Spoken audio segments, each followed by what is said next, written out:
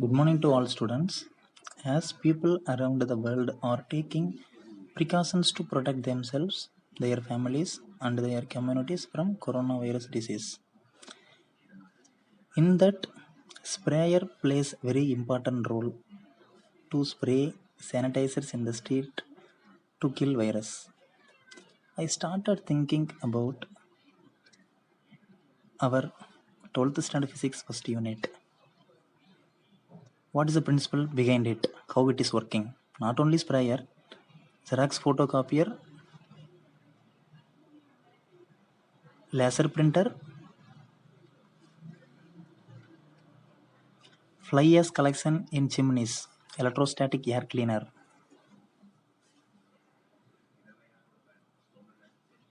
and electrostatic precipitator, an apparatus for removing dust from a gas, paint sprayer, and inkjet printer. These all devices are working under the principle of electrostatics. Yes, in this first unit, we are going to study about electrostatics. Electrostatics is a branch of physics is used to study about electric charges at rest. Electro means charges, statics means rest. To understand the concept of electrostatic, we have to recapitulate the standard 11 concepts. We studied about the gravitational force, tension force, frictional force, normal force. All these forces are different. Newton treated them to be independent of each other, with each force being a separate natural force. But what is the origin of all these forces? It is now understood that except gravity, all forces which we experience in everyday life arise from electromagnetic force within the atoms. Some examples are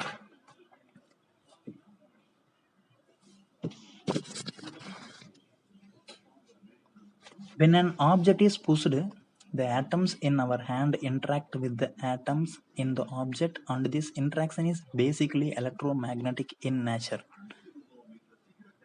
Second example is when we stand on a earth surface, the gravitational force on us acts downwards and the normal force acts upward to counterbalance the gravitational force. What is the origin of this normal force?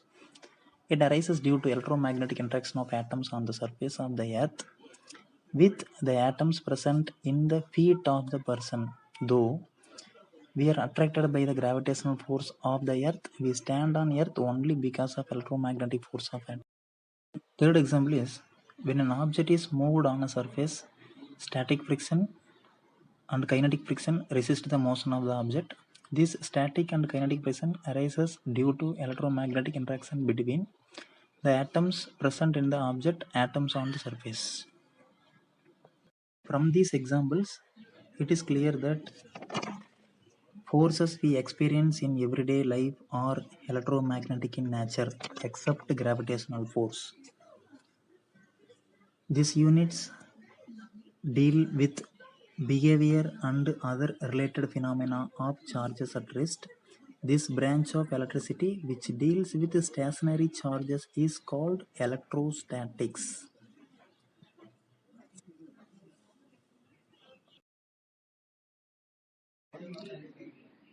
The next topic is historical background of electric charges.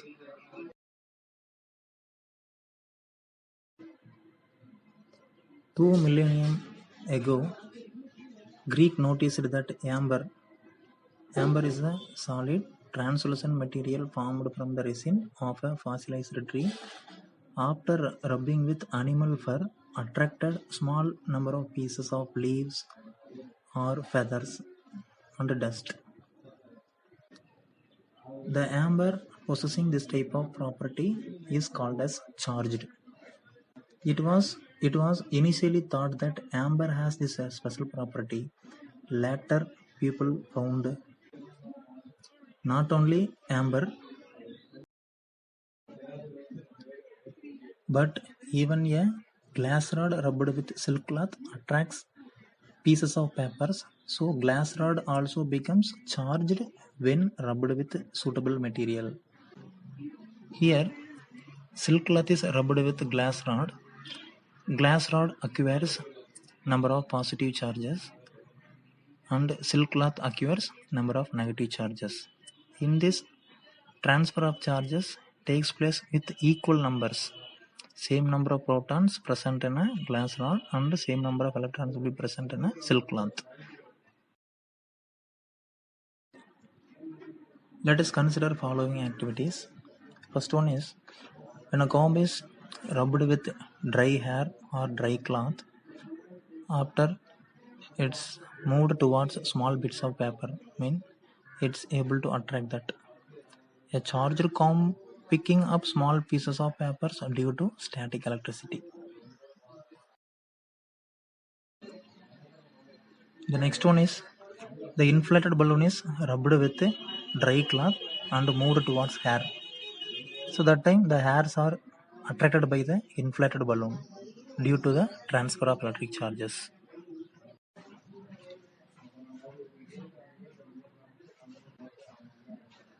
In this figure, this illustration is used to prove that like charge repel each other, unlike charge attract each other. In the first figure A, two glass rods is taken. Both glass rods also rubbed with help of the silk cloth. One is suspended with help of silk thread freely. Another glass rod is brought towards the first glass rod. Both also started moving away from each other. Second figure, one plastic rod is rubbed with help of animal fur and it is suspended freely with help of the silk thread.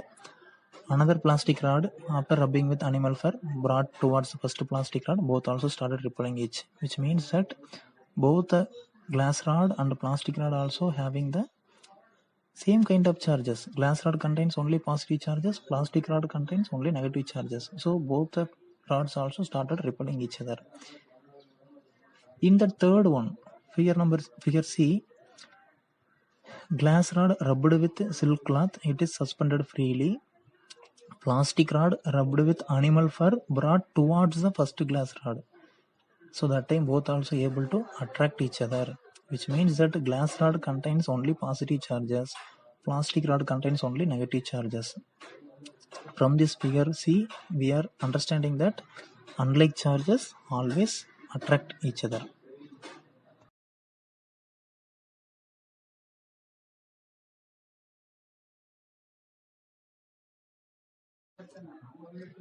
Therefore, two kinds of charges exist in the universe. In 18th century, Benjamin Franklin called one type of charge is positive and another type of charge as negative. Based on Franklin's convention, plastic and amber rods are negatively charged while the glass rod is positively charged. If an object consists of same number of protons and same number of electrons, means it is said to be electrically neutral, which means net charge is zero in the object. J.J. Thomson and Rutherford in the late 19th century and in the beginning of 20th century found that the number of electric charges are transferring from one object to another object while rubbing. Finally, the two objects are called as electrically charged. Charging the objects through rubbing is called triboelectric charging.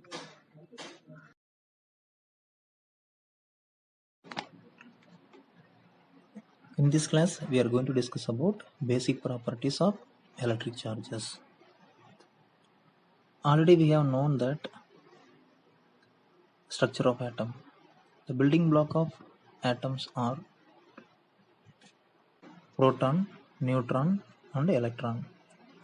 Proton and neutron are present in a nucleus. Central core of atom is called as nucleus.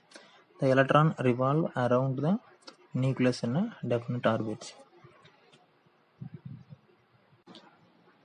Proton and neutron tightly bound in a nucleus because there is a force acting between them called very strong nuclear force. And proton positively charged particle, and nucleus also positive charged particle. Electron is negatively charged particle. These particles have mass, an inherent property of particles. So here that proton and electrons are simply called as a electric charges, and SI unit of electric charge is Coulomb. The symbol of Coulomb is capital letter C. The second property of electric charges are conservation of charges. Benjamin Franklin argued that when one object is rubbed with another object, charges get transferred from one to the other. Before rubbing, both objects also electrically neutral. For example, let us consider the glass contains 4 number of protons, 4 number of electrons, and silk cloth 3 number of protons and 3 electrons. The number of protons and number of electrons are always equal in all atoms of the object. So all the objects in the universe considered as electrically neutral objects. Now these objects are all called as uncharged objects. While rubbing all these objects, the number of electric charges present in a glass rod start moving and transferred to the silk cloth. The number of charges present in a silk cloth may transfer to the glass rod. After rubbing each other, the number of all electric charges are transferred. Finally, same number of positive charges present in a glass. So glass become a positively charged object, and the silk cloth contains equal number of negative charges. Hence, it become a negatively charged object. From this observation, Benjamin Franklin concluded that charges are neither created or nor destroyed, but can be transferred from one object to other. This is called as conservation of total charges and is one of the fundamental conservation laws in physics. It is stated more generally in the following way. The total electric charge in the universe is constant, and charge can neither be created nor be destroyed. In any physical process, the net change in charge will always be zero. The third important property of electric charge is quantization. What is the smallest amount of charge that can be found in nature? You know that each and every materials are made of an atom. In that atom, number of charges are available. What is the smallest amount of charge that can be found in that atom? Only electron. So electron is a negative charged particle, proton is positive charged particle. Here that minus E denotes electron, plus E denotes proton, which means only the type of charge is different. Electron means negative, proton is positive, but amount magnitude is only the same. Here E denotes fundamental unit of electric charges. That amount of charge can be calculated in an atom by using the formula Q is equal to N into E. The charge Q on any object is equal to an integral multiple of this fundamental unit of charge E. Here N is any integer, 0, plus or minus 1, plus or minus 2, plus or minus 3, etc. This is called quantization of electric charge. The Millikan oil drop experiment is used to find the value of charge of electron on proton. The value of E is equal to 1.6 into 10 to the power of minus 19 Coulomb. The charge of an electron is minus 1.6 into 10 power minus 19 Coulomb, and charge of the proton is plus 1.6 into 10 to the power of minus 19 Coulomb. When two objects are rubbed each other, the number of charges transferred is usually very very large, typically of the order of 10 to the power of 10. So the charge quantization is not appreciable at the macroscopic level, but at the microscopic level, quantization of charge plays a very important role. These are the important properties of electric charges. If you have any doubt in discussed topics, let me know through chat. Thank you. Thank you, students.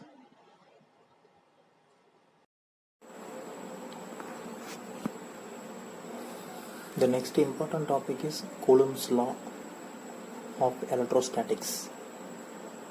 Already we have known that like charges repel each other by force, unlike charges attract each other by force. If amount of electric charge is greater or smaller in their magnitude, what will be the amount of attractive force or repulsive force? What is the strength of attractive force or repulsive force between the two kind of charges? That can be found by Coulomb's law.